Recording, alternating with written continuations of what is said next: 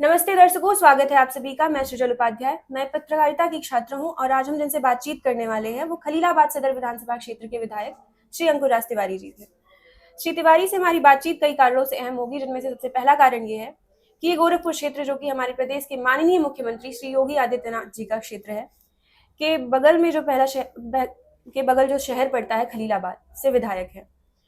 दूसरा कारण इस बातचीत के अहम होने का ये है कि श्री तिवारी का ये पहला कार्यकाल है एज विधायक, तो ये राजनीतिक अनुभव के आधार पर और व्यक्तिगत रूप से भी काफी युवा है। तीसरा कारण कि श्री तिवारी का कोई पॉलिटिकल बैकग्राउंड नहीं रहा है, तो अचानक से राजनीति के क्षेत्र में आना, जनसेवा की ओर रुख करना, इसके पीछे क्या प्रेरणा स्रोत रहा है, ये अपने आप में चर्चा का विषय है। तो सबसे पहले तो स्वागत है सर आपका, और बहुत बहुत धन्यवाद, आपने अपना मूल्यवान समय हमें दिया। Beyond the ballot.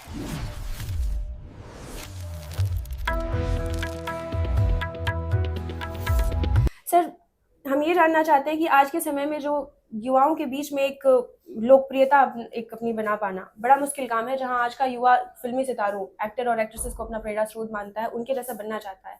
आप अपने क्षेत्र में काफी लोकप्रिय हैं, हर बच्चे की जुबान पर आपका नाम रहता है और हर कोई आपके जैसा बनना चाहता है, आपको इंटरप्रेट करना चाहता है मोरलेस। तो सर, कैसे कर पाते हैं सर? आपके लिए कितना आसान और मुश्किल रहा है ये? देखिए, अपना कार्य जो है, आदमी के कार्य से ही आदमी की लोकप्रियता बढ़ती है, आदमी की पहचान बढ़ती है। और अच्छे कार्य करने में मैं विश्वास रखता हूँ, अच्छे कार्य करता हूँ, इसलिए लोकप्रियता बढ़ी है।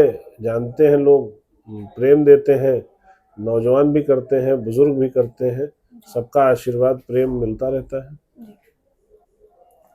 सर, क्योंकि इस इंटरव्यू का उद्देश्य आपके मानवीय पक्ष को जानना है, क्योंकि आपकी राजनीतिक छवि से हम सभी परिचित हैं मोरलेस, और इसके लिए हमें शुरू से शुरू करना पड़ेगा, क्योंकि जहाँ तक मेरी जानकारी है, आपके पिताजी शिक्षक हैं और हमारी माताजी भी शिक्षक हैं संयोगवश। तो हमारा व्यक्तिगत अनुभव ऐसा ही रहा है कि हमारे लिए बड़ा स्वाभाविक होता है कि फ्रिक्वेंटली डांट सुन जाना, कभी एक आध बार डंडे पड़ जाना। ऐसा आपका कोई अनुभव रहा है बचपन में? आप कैसे स्टूडेंट हुआ करते थे और आपकी प्रारंभिक शिक्षा? देखिए, हर माँ बाप चाहता है उसका बच्चा अच्छा बने जी उसके उसके बच्चे द्वारा उसका नाम मान सम्मान बढ़े। जी जी तो डांट खाना, मार खाना बचपन से लेके डांटने का अधिकार माँ बाप को हमेशा रहता है। बच्चा चाहे बड़ा हो जाए चाहे छोटा रहे, वो माँ बाप के लिए हमेशा बच्चा होता है।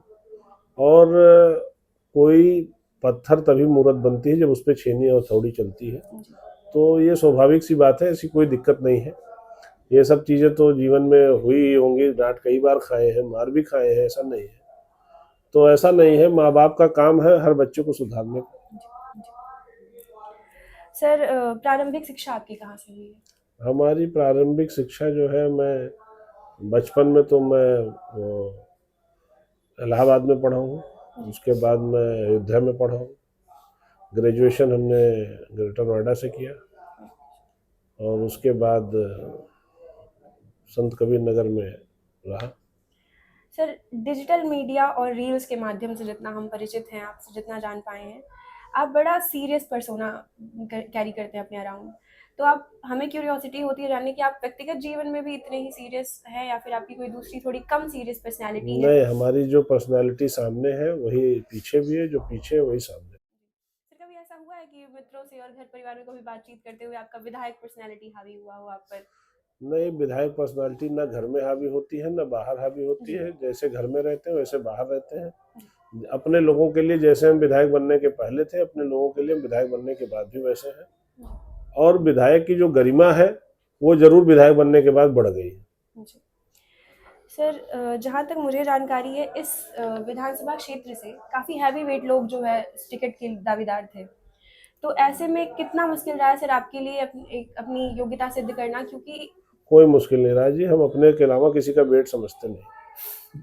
जी सर, आप ही की पार्टी से मंडी लोकसभा क्षेत्र से सांसद हैं कंगना रनौत जी।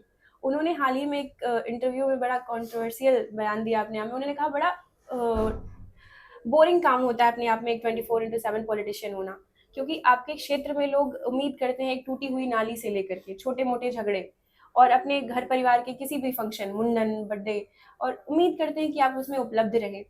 तो देखिए, सबके अपने अपने विचार हैं। कंगना जी के अपने विचार होंगे, हमारे अपने विचार हैं। राजनीति में किसी डॉक्टर ने नहीं कहा था कि राजनीति में नहीं आए।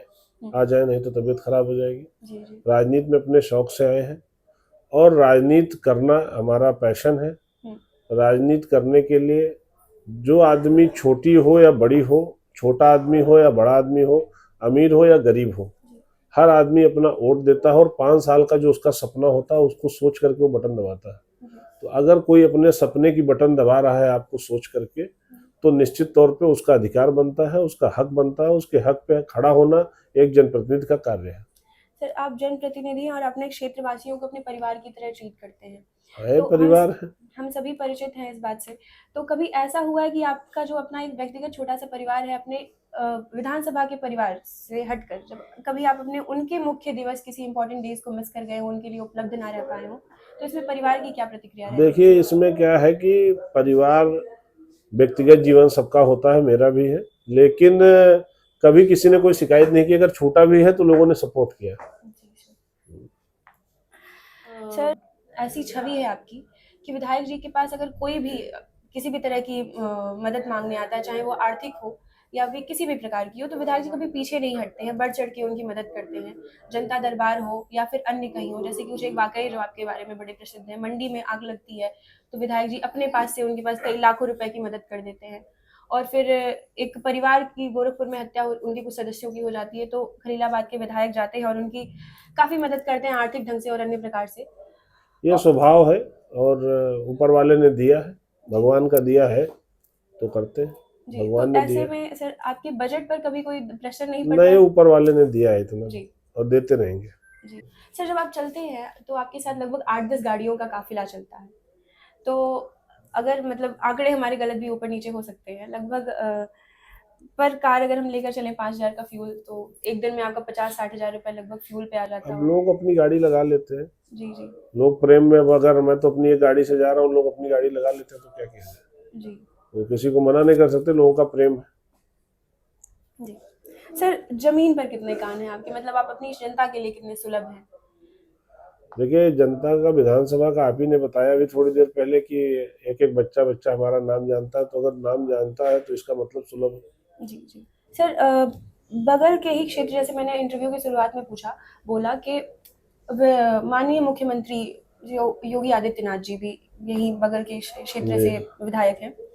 तो क्योंकि योगी जी आप अपने क्षेत्र की राजनीति में वट वृक्ष के समान हैं, तो ऐसा कभी हुआ है कि उनकी छाया में जो है आपको कभी एक अपना अलग व्यक्तित्व बनाना, अपना एक अलग राजनीतिक वर्चस्व बनाना नहीं नहीं, कभी? उनका आशीर्वाद हमेशा रहा है। जी उन्होंने हमेशा समर्थन किया है और मैं उनको धन्यवाद भी आपके चैनल के माध्यम से देना चाहता हूँ जी कि उन्होंने हमारे जनपद को, बाबा तामेश्वर नाथ को कॉरिडोर साबित करके पूरे पूर्वांचल में एक कीर्ति स्थापित किया है और उनका विशेष आशीर्वाद इस जनपद को मिलता रहा है और मुझे भी मिलता है।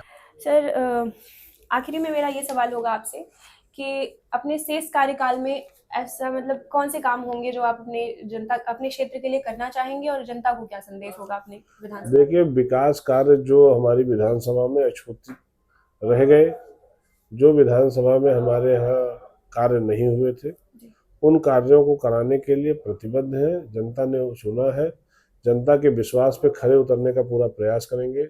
शरीफ आदमी, गरीब आदमी, अमीर आदमी, गरीब आदमी, कोई भी हमारे दरवाजे पे आया होगा उसको सम्मान मिला होगा और सम्मान मिलता रहेगा।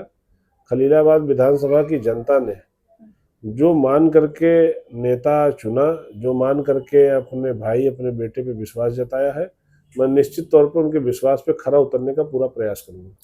जी। सर, आखिरी में मैं पूछना चाहूंगी, अगर आपको हमें कोई फीडबैक हो, कोई त्रुटि हो, तो आप अगर हमें नहीं नहीं, कोई दिक्कत नहीं है। और कोई चीज पूछना तो नहीं? सर, सर, हमें जहाँ तक जानकारी है, पत्नी आपकी जो है वो भी शायद पत्रकारिता में है। थी, लेकिन हमने छुड़वा दिया था। हमने कहा कि जरूरत नहीं बच्चों का भविष्य, क्योंकि बच्चे देखें, सब लोग कामें करेंगे तो बच्चों को कौन संभालेगा। तो जैसे आपने शुरू में पूछा कि कौन डांटेगा मारेगा, तो हम भी डांटेंगे मारेंगे नहीं, वो भी डांटेंगे मारेंगे नहीं, तो मुहूर्त कैसे बनेगी। जी, बहुत बहुत धन्यवाद सर आपका।